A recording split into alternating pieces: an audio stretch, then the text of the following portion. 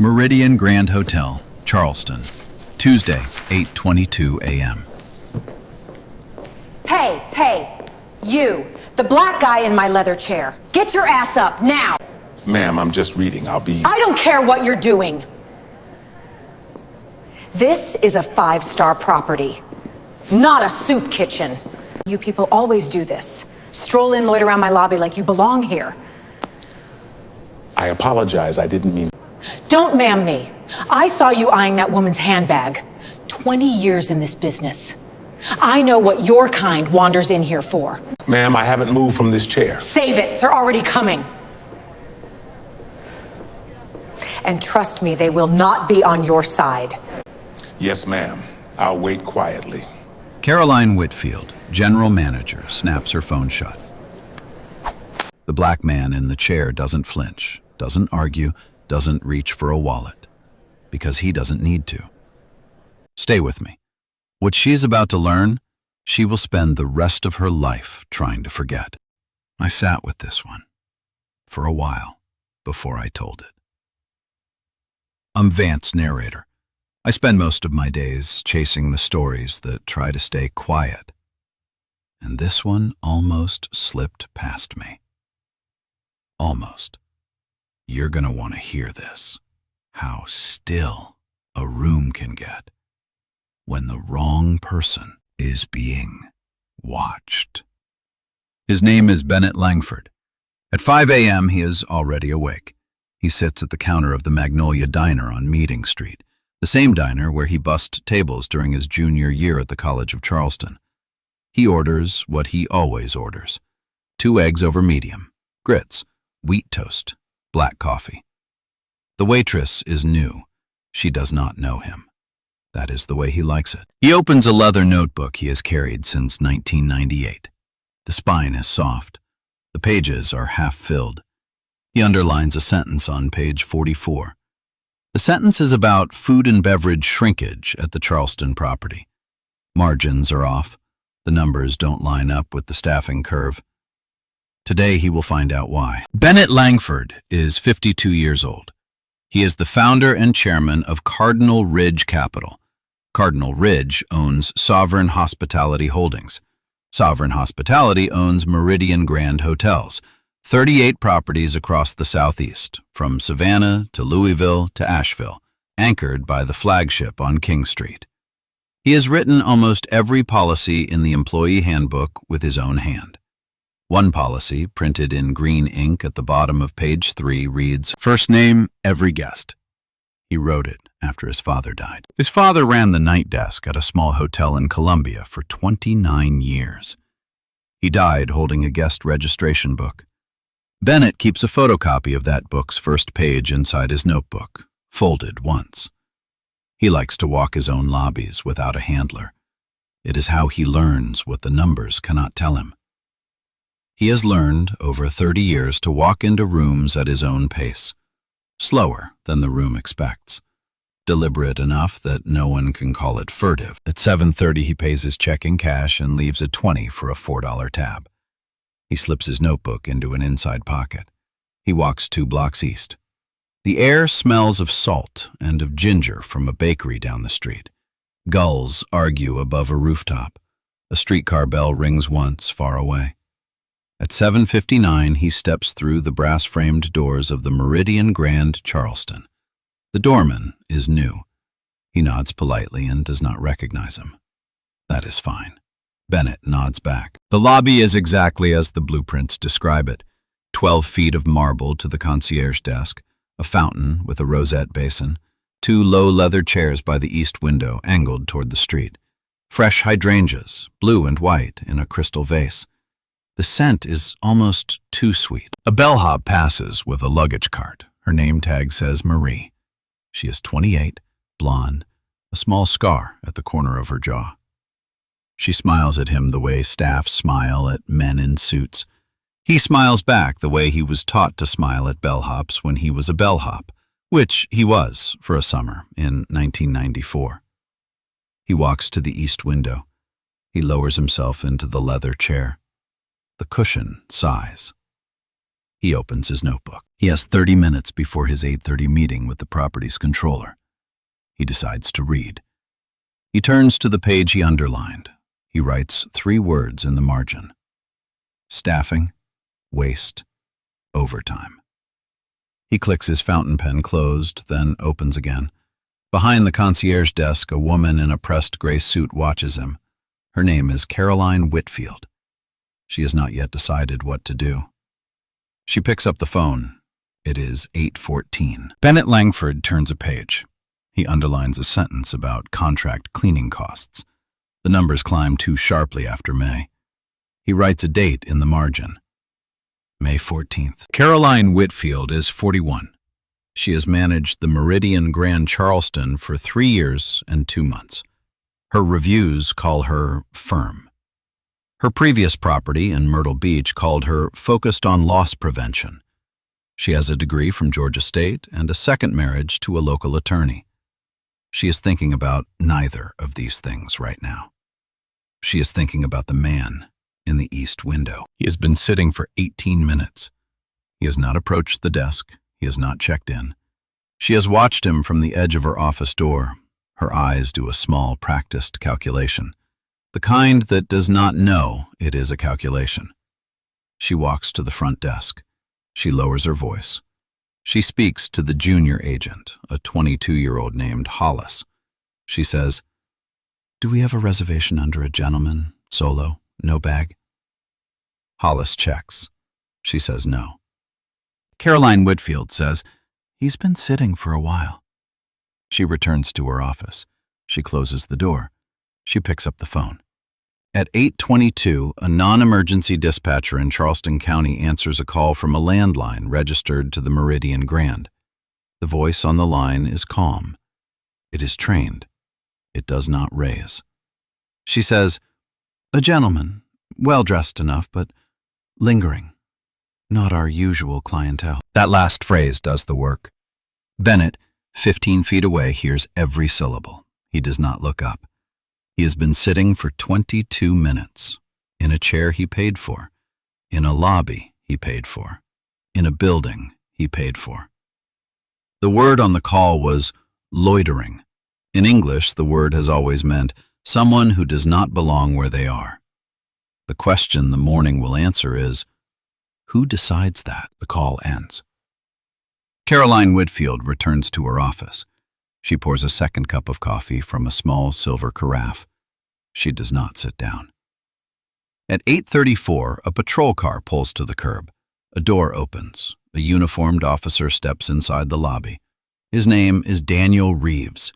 He is 32. He has been on the Charleston force for 6 years. He is steady, observant, not unkind. The body cam on his chest is red. He looks around. He sees the lobby. He sees the hydrangeas.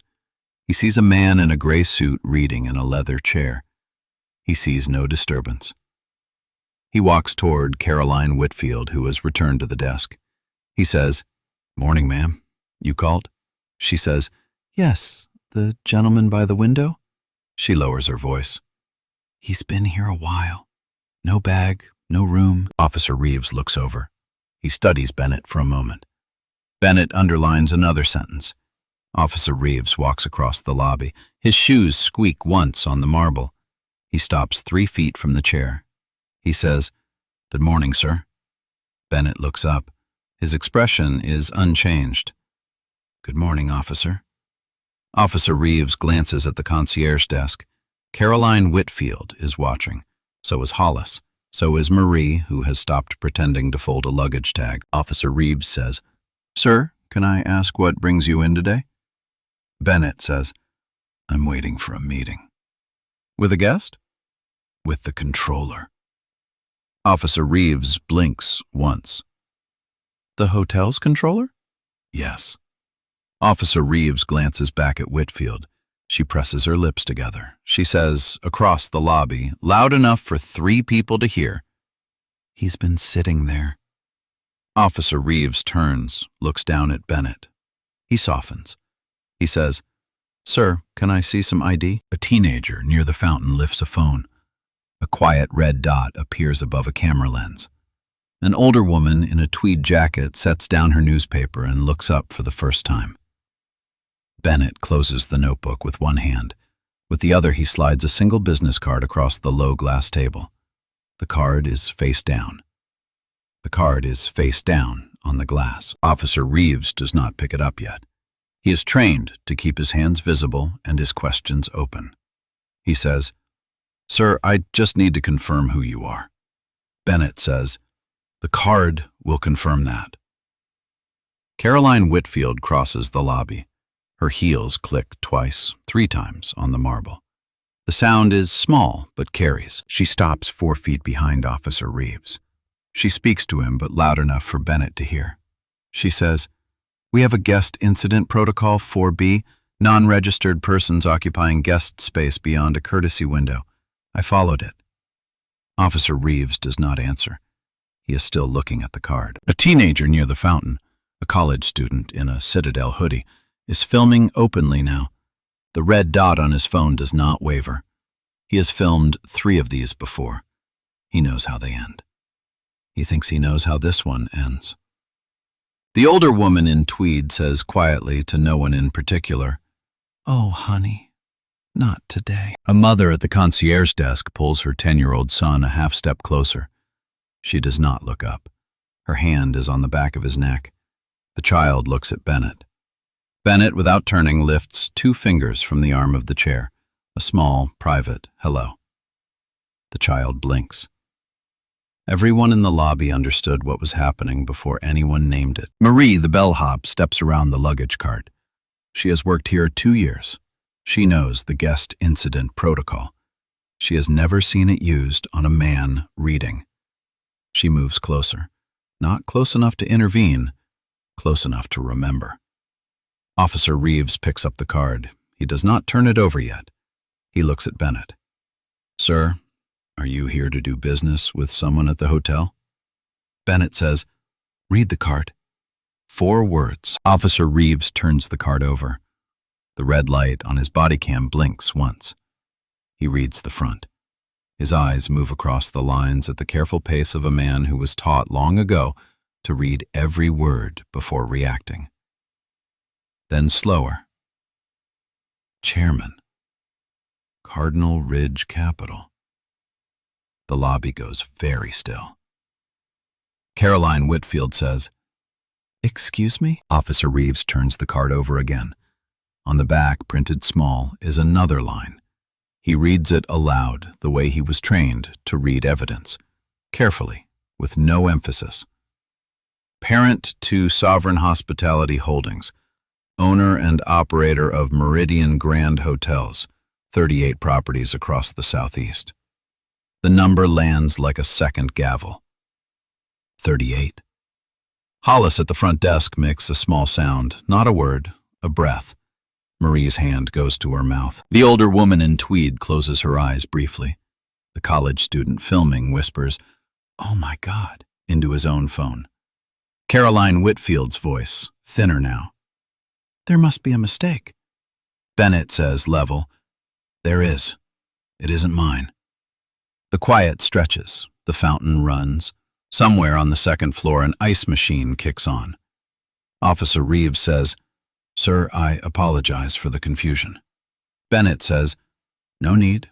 You're doing your job." He turns his head, only his head, to Caroline Whitfield. He says, "Ms. Whitfield." She flinches. He knows her name. He has known her name since a quarterly report 2 years ago. She says, "Yes, sir." He says, "Please return to your office and wait for me there." She says, "Yes, sir." She walks. Her heels are softer now. The click has gone out of them. Officer Reeves hands the card back. He says, "Anything I can do for you, sir?" Bennett says, "You could turn off your body cam when you leave. I'd prefer the next conversation not be recorded." Officer Reeves smiles a small professional smile. He says, "Yes, sir. Good day, sir." He leaves. The red light on his vest goes dark just before the door closes behind him. The lobby begins to move again, slowly. A bellhop, a guest checking in. the sound of an elevator chime. Bennett does not stand yet. He reaches into his jacket and takes out a phone. He makes 2 calls. The first is to Gregory Holloway, his general counsel. He says, "Greg, pull every incident report filed at the Charleston property in the last 24 months. Every one. Don't tell regional." The second is to Eleanor Brooks at the Charleston Tribune. He says, "Eleanor, you said you wanted a story with receipts. I'm in the east window of the Meridian Grand." He ends the call. Before he walks to Caroline Whitfield's office, he rises and crosses to the concierge desk. A laminated card sits beside the computer. It reads, "Keystone, incident line." He takes it with 2 fingers and slides it into his notebook. She did not call the cops on a guest. She called the cops on the building. The notebook closes. I had to stop the story right there. The first time I wrote it down. Because I've been that kid with the phone standing in a dozen different lobbies. And you probably have too. And what gets me every single time isn't the call. It's the 3 seconds after the card is read. 3 seconds. Nobody in that room will ever forget them. I'm still not sure they should. Bennett Langford does not fire Caroline Whitfield in the lobby. He walks to her office. He knocks once. He does not wait. She is standing by the window. She is holding the silver carafe. She puts it down when he comes in. He closes the door. He sits. He does not offer her a seat. He says, "Sit, please." She sits. He opens the notebook. He does not look up. He says, "How long have you been calling that non-emergency line?" She says, "It's in the protocol." "How long?" She says, "Since I arrived." 3 years. 3 years and 2 months. He writes the number in the margin. He underlines it once. He says, "How many times?" She says, "I don't know exactly. Estimate." She says, "A dozen?" He closes the notebook. He says, "We'll count together, later, today, with counsel." She starts to speak. He lifts a finger, just a finger. She stops. He says, "Ms. Whitfield, the reason I'm sitting in your office and not escorting you from the property is that I do not yet know whether you are the architect of a problem or an employee of one. I'd like to find out. Both possibilities have consequences. You should know that." He stands. He says, "You are not to discuss this morning with anyone, staff, regional, your husband, the sky. If you do, the investigation will include that too. Do you understand?" She says, "Yes, sir."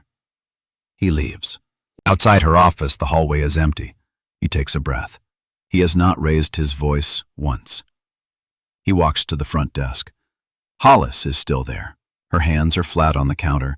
She has not moved in several minutes. Bennett says, "Hollis?" She says, "Yes, sir." He says, "I'm going to check in as a guest today, room 604, if it's available." She says, "Yes, sir, it is." He says, "Could you also print me the guest registration book from this morning and every incident report filed from this desk since January?" She says, "I'd need a manager's override." He says, "I'll sign for it." He signs. The name is clear. Bennett Langford, owner of record. A guest in the lobby, a woman in her 50s, hair tied back, hotel coffee in her hand, walks up to him.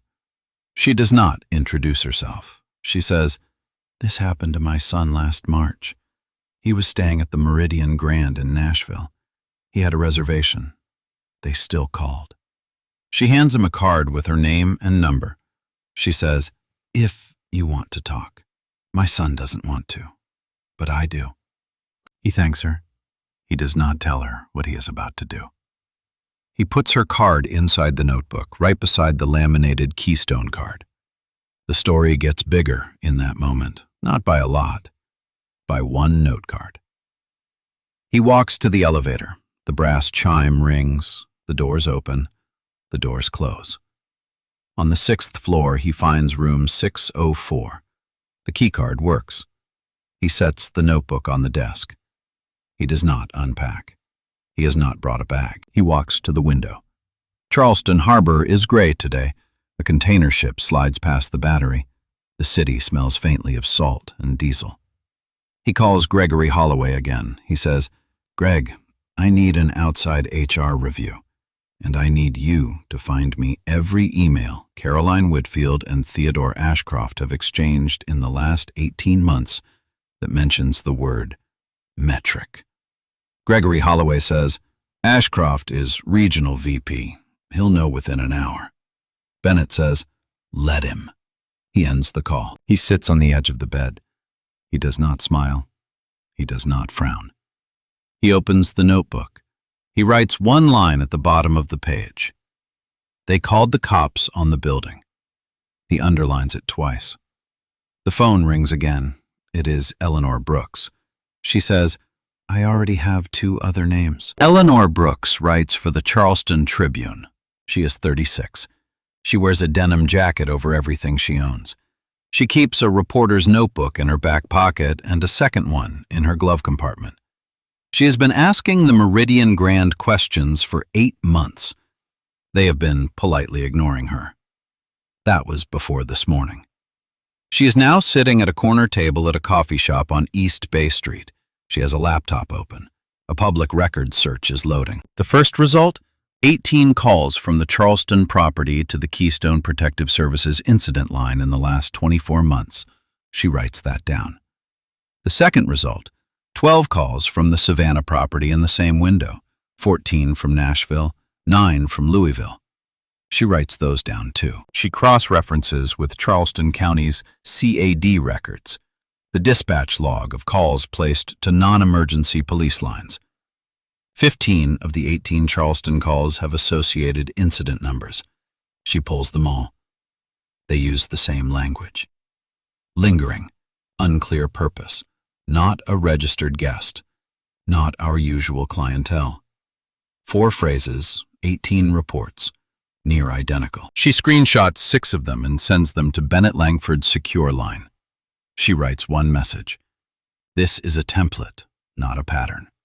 In room 604, Bennett reads. He does not respond for a full minute. Then he writes back, "Keep going." Gregory Holloway, meanwhile, is in Bennett's suite at the corporate office in Atlanta, which he flew into at noon. He is opening files he has never opened before. He finds Caroline Whitfield's personnel file. Performance reviews, 3 years of them, use the phrase proactive on loss prevention 11 times. Her year-end bonuses are tied to a metric none of the other Meridian Grand general managers receive. He pulls the metric. It has a name. LP Flag Allocation. It pays a $250 quarterly bonus for every verified Tier 2 incident report filed with Keystone Protective Services. Verified how? By Keystone. Gregory Holloway reads the line 3 times. He takes a breath. He picks up the phone. He says, "Bennett, we have a receipt." Bennett says, "Keep pulling." Gregory pulls. He finds the corporate budget lines across the region. Regional VP of Operations Theodore Ashcroft has a line item called LP Flag Allocation, Southeast, that has grown by 40% in 2 years. The allocation covers 36 of the 38 properties. The 2 it does not cover are in Asheville and Chattanooga. Those 2 properties are run by the only black general managers in the chain. Gregory reads that line twice. He calls Bennett again. He says only, "Sir, you need to come to Atlanta." Bennett says, "I'm staying in Charleston. Bring it to me."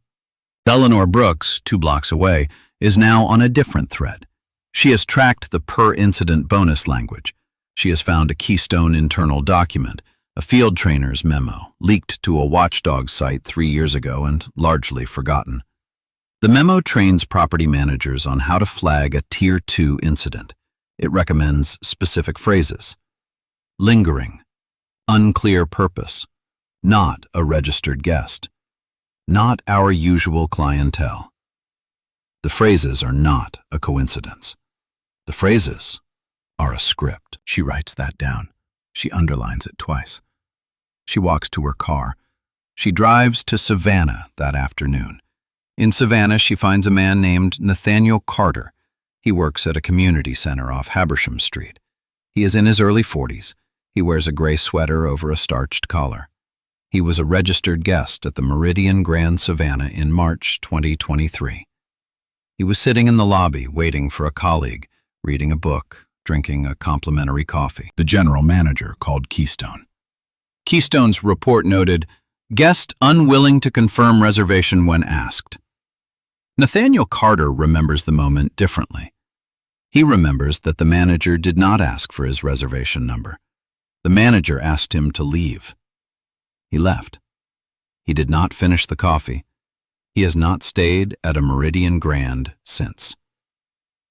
He asks Eleanor Brooks, "Why are you writing this now?" She says, "Because someone finally has the receipts." He says, "Then I'll talk." She records the interview on 2 devices.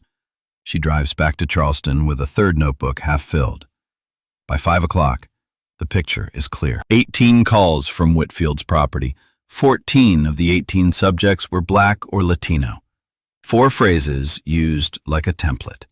A $250 bonus for every verified report.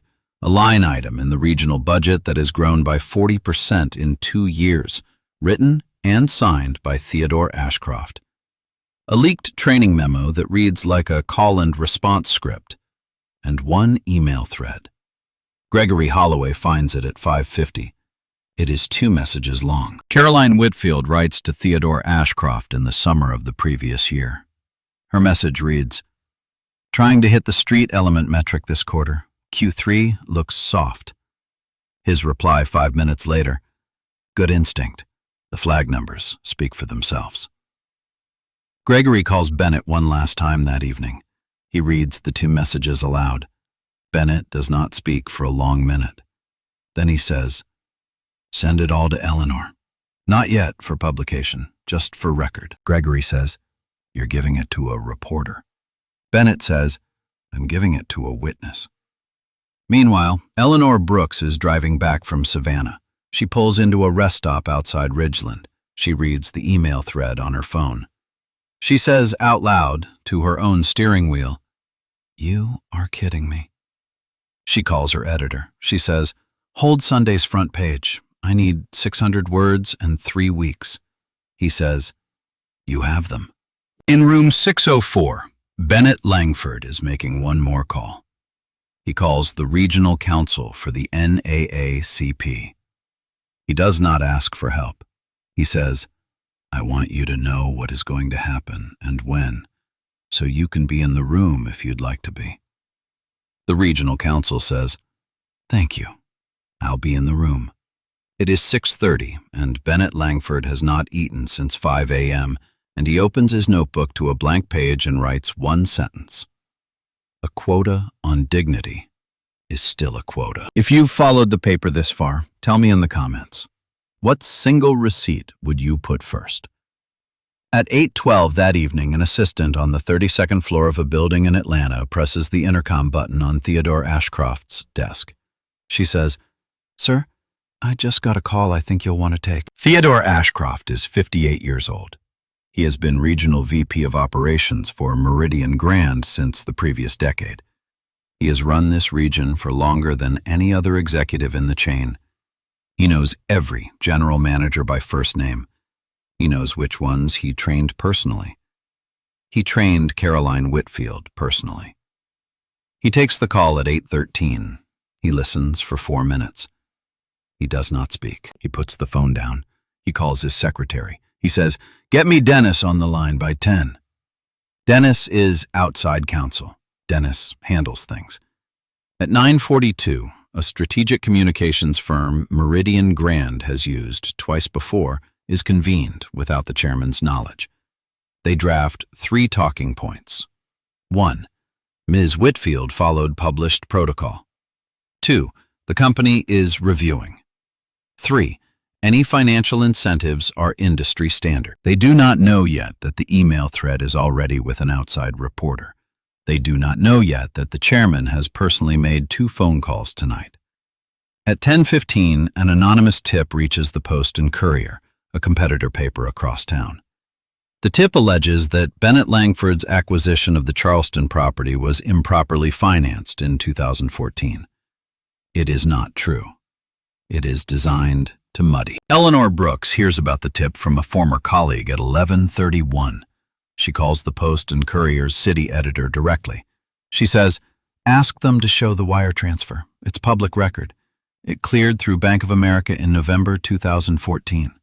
The city editor says, "You're telling me to kill it." Eleanor says, "I'm telling you, it's a lie." He kills it. Meanwhile, at Sovereign Hospitality's Atlanta office, an HR director, a woman named Lillian Beaumont, 49 years old, quiet, careful, 3 sons, 18 years with Meridian Grand, receives a text at 11:43. The text is from Theodore Ashcroft. It reads, "Discretion tonight on the Charleston matter. We'll sort this tomorrow." She does not reply. She turns her phone face down on the kitchen table. She pours herself a glass of water. She looks at the phone for 2 minutes. She does not pick it up again that night. At 12:04, Ashcroft tries to reach her a second time. She lets the call go to voicemail. In room 604, Bennett Langford does not sleep. He sits at the desk. He opens the laptop Gregory has sent up. He reads the emails. He reads the training memo.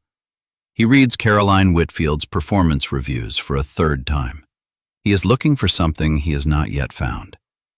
He finds it at 1:30. It is a second email, written 2 months after the street element metric thread, written by Ashcroft. 1 line. "Don't put metrics in writing again." Bennett reads it twice. He does not react. He closes the laptop.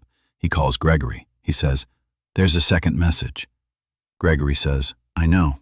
I was hoping you wouldn't find it until tomorrow." Bennett says, "Why?" Gregory says, "Because once you find that one, there is no version of this that ends quietly." Bennett says, "It was never going to end quietly, Greg." At 6 a.m., Bennett showers. He dresses. He goes down to the lobby. It is empty. The hydrangeas have been replaced with fresh ones. He orders coffee at the concierge desk.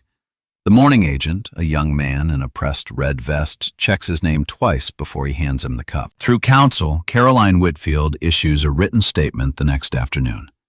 Her statement says that she followed posted protocol and denies any racial motive in her decision-making. Theodore Ashcroft, through a separate attorney, declines to comment on any pending internal review.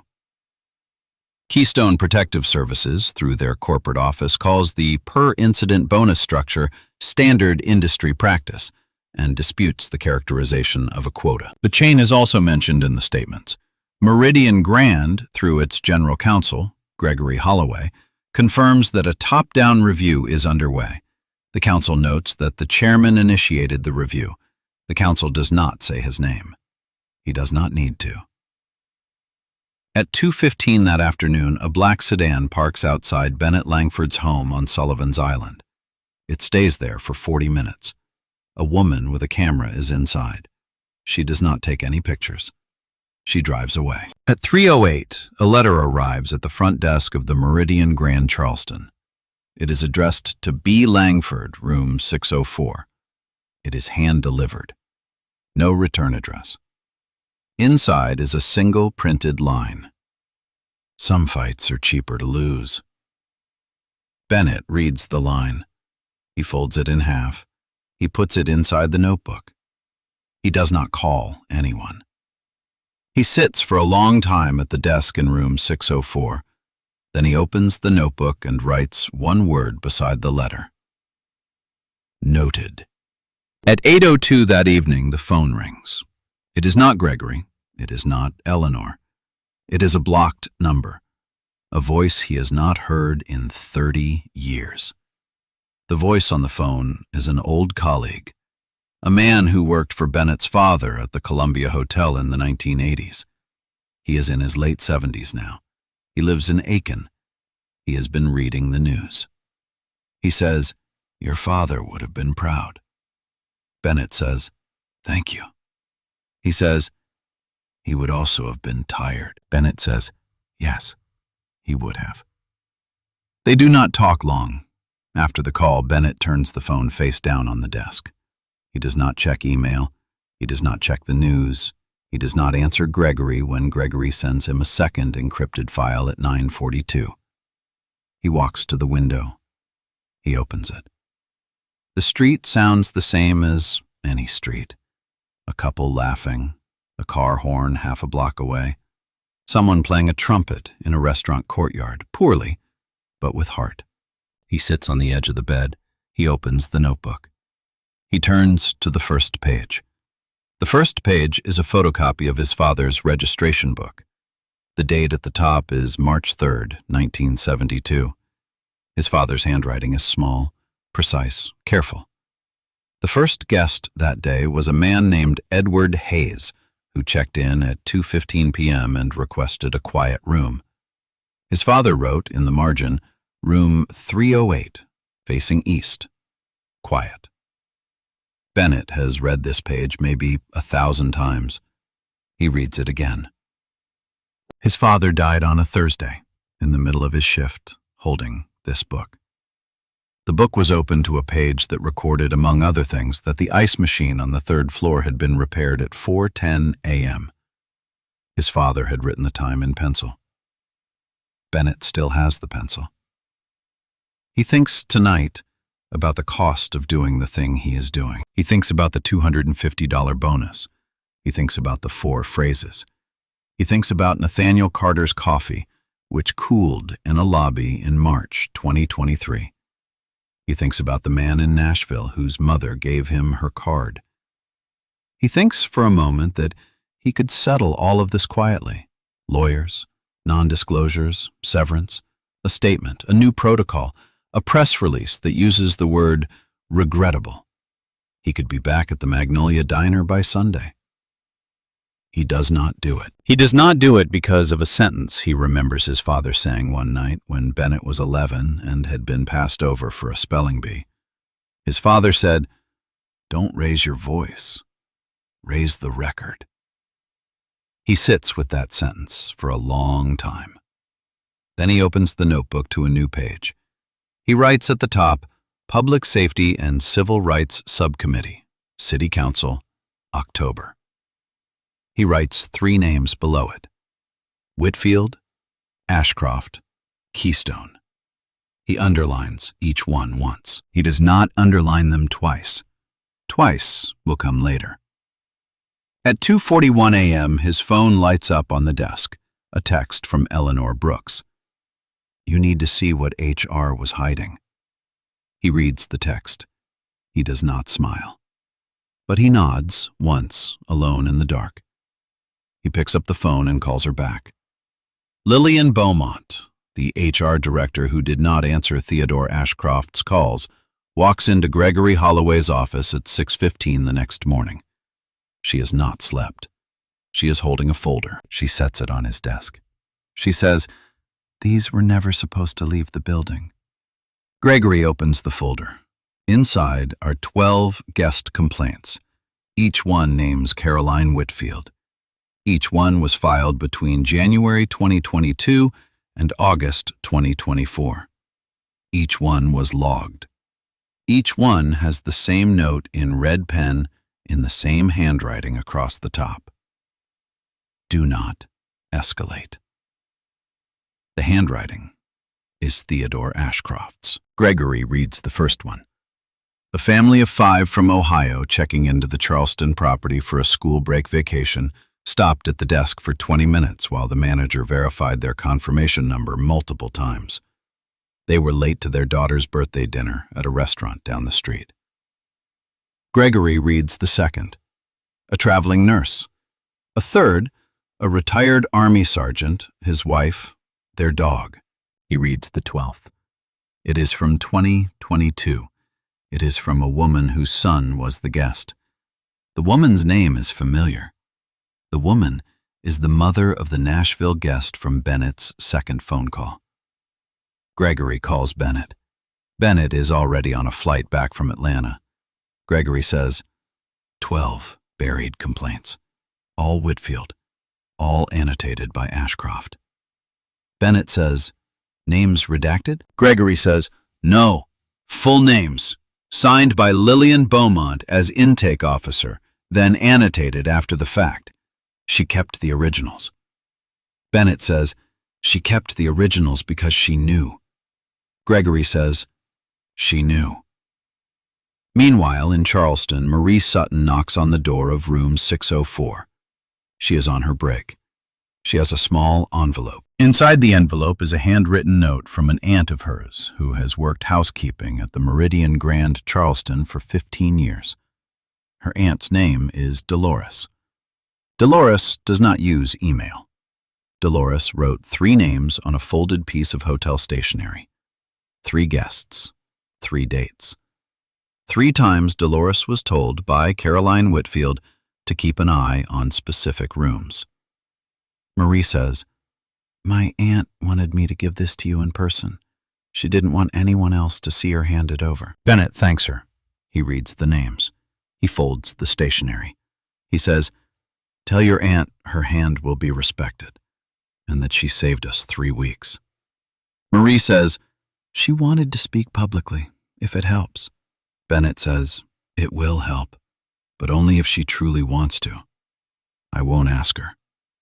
Marie says, she wants to. By noon, 4 more former employees have reached out through Eleanor Brooks.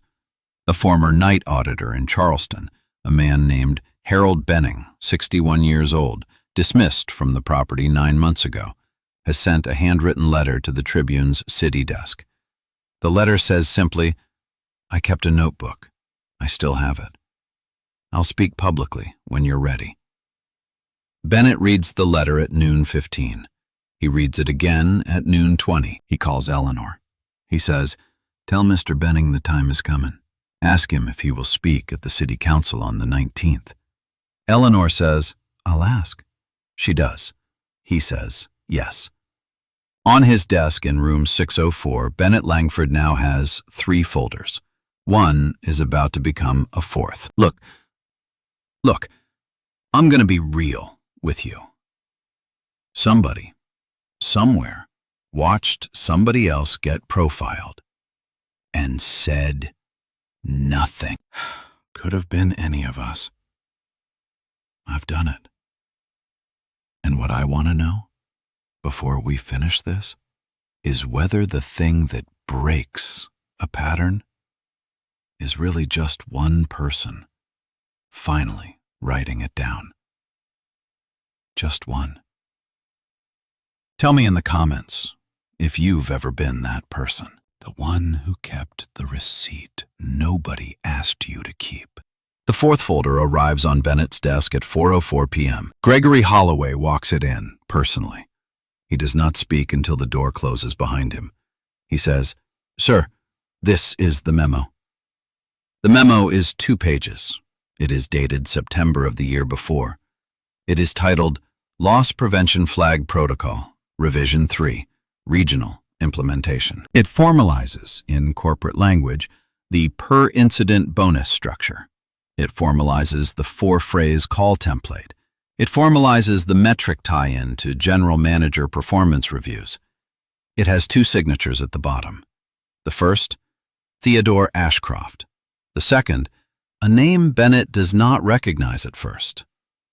Then he does. It is the signature of the CEO of Keystone Protective Services. The 2 men signed the memo on the same day, in the same room, at the corporate office in Atlanta. It is dated September 19th of the prior year. Gregory says, and there's one more thing. He hands Bennett a second document, a stock ownership disclosure. Theodore Ashcroft owns, through a trust registered to his wife, a 9% stake in Keystone's parent company, Atlas Private Security Holdings. He has held the stake for 5 years. He has not disclosed it on any sovereign hospitality conflict of interest filing. Bennett reads the 2 documents. He sets them side by side on the desk. He does not speak for a full minute. Then he says, "Greg, draft the preservation letter tonight, not for court, for the record." Gregory says, "And next?" Bennett says, "Call Councilwoman Patricia Moore. Tell her we have something for the Public Safety and Civil Rights Subcommittee. Tell her Mr. Benning will be speaking. Tell her I will be there, but tell her it is not my hearing. It is hers." Gregory writes that down. Bennett says, "And call Eleanor." He calls Eleanor himself instead. She picks up on the second ring. He says, "Eleanor, print it when the hearing starts, not before." She says, "You're giving me the hardest 3 weeks of my career." He says, "I know." She says, "I'll take them." That evening at the Atlanta office, Theodore Ashcroft is informed that he is subject to a preservation letter covering all communications since January of the previous year. He is informed by his own lawyer. He is informed at 8:04 p.m. over speakerphone, at home while his wife is making dinner in the next room. At 10:10 that night, he books a flight to Zurich. At 11:15, his lawyer calls him back and tells him that the flight will need to be rebooked for after the subpoena clears, unless he wants the state attorney general to take an interest on Monday. He rebooks. At 2 a.m., Gregory sends Bennett an encrypted message. It reads, "Keystone has quietly retained outside counsel. 2 firms, both based in Washington." Bennett reads the message. He writes back, "Good." He writes 1 line in the notebook before he goes to sleep. A quota on dignity is still a quota, and the people who profit from it sign their names in the end. He underlines the second sentence twice.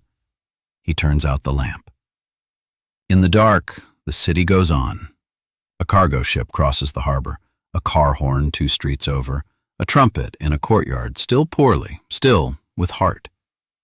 The hearing is set for 19 days from tonight. The Charleston City Council meets on the 3rd Wednesday of every month. Room 240 is the Public Safety and Civil Rights Subcommittee chamber. Its ceilings are high. Its floor is old tile. The chairs scrape. At 10 a.m., Councilwoman Patricia Moore strikes the gavel. The room is full. Reporters occupy the back 3 rows. In the second row sits the regional counsel for the NAACP. In the third row sits Lillian Beaumont. In the fourth row sits Dolores Sutton in a Sunday dress with her niece Marie beside her. In the front row sits Bennett Langford. Councilwoman Moore reads the subcommittee's mandate. She notes that the day's testimony will address a pattern of complaints regarding a private security vendor operating across hospitality properties in 3 states, and the disparate application of corporate protocols. She calls the first witness. Bennett Langford walks to the microphone. He speaks for 3 minutes. He does not raise his voice. He reads the timestamps from a lobby on a Tuesday morning, 8:14, 8:22, 8:34. He reads the 4 phrases. He does not read his own name. He walks back to his seat. Eleanor Brooks is called next. She presents the pattern: 18 reports, 14 subjects, 1 bonus structure, 1 memo, 1 undisclosed stake. Counsel for Caroline Whitfield reads a prepared statement. Ms. Whitfield, through her attorney, maintains that she followed posted protocol and denies any racial motive. Counsel for Theodore Ashcroft declines to make a statement at this time. Keystone Protective Services, represented by a junior partner from a Washington firm, submits a written statement calling the per-incident bonus structure standard industry practice and disputes the characterization of a quota. The subcommittee notes all 3 statements for the record. Then Councilwoman Moore says, "The subcommittee will now hear from Mr. Harold Benning." Harold Benning rises. He is 61 years old. He is wearing a navy suit that fits him loosely. He carries a notebook that is not leather.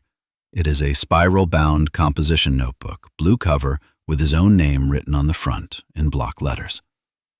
He walks to the microphone. He does not wait for a prompt. He says, "My name is Harold Benning. I worked the night desk at the Meridian Grand Charleston from 2018 to this January. I was fired for reasons I dispute. I kept a log. I am going to read from it now." He opens the notebook. He reads 5 dates aloud. Each date is followed by a name. Each name is followed by a time and a phrase. Each phrase is one of 4. He finishes at 10:28. The chamber is very quiet, the kind of quiet that has paper under it. Councilwoman Moore recesses the subcommittee. 3 motions are announced by the end of the day: a city-level investigation, a licensing review of Keystone Protective Services, a formal request for corporate records from Meridian Grand to be voluntarily produced by end of business Friday. At 12:03, Bennett Langford leaves through the side door of City Hall. He does not speak to the press. Marie catches his eye on the steps. She nods. Dolores, beside her, does not nod. She places a hand on her niece's shoulder. The room that had been so polite was finally honest. 30 days later, at 8:14 in the morning, a man walks back into a lobby on King Street. 30 days later, Caroline Whitfield has resigned. Theodore Ashcroft has been placed on administrative leave pending the board's independent review. Keystone Protective Services contract across 38 properties has not been renewed. Atlas Private Security Holdings has filed for an expedited audit. 3 other hospitality chains in the region have quietly terminated their Keystone agreements within the same week. Meridian Grand has announced 3 things: an independent audit of every guest complaint ever filed under the old loss prevention flag protocol, a guest redress fund of a size the company will not specify, and a new policy, handwritten in green ink at the bottom of page 3 of the employee handbook. The policy reads, "First, name every guest." At 8:14 on a Tuesday, Bennett Langford walks into the lobby of the Meridian Grand Charleston. He sits in the east window. He opens the leather notebook. Marie brings him a coffee without being asked. She does not say anything. He does not either. The fountain runs. The hydrangeas smell almost too sweet. He turns to a page. He underlines one sentence: "No one is above the record." So here's the question I want to leave you with. Whose quiet work, whose kept notebook, whose unerased name keeps you safe tomorrow? Tell me in the comments. I read them. If this story moved you, like it. Subscribe to stay for the next one, because there is always a next one.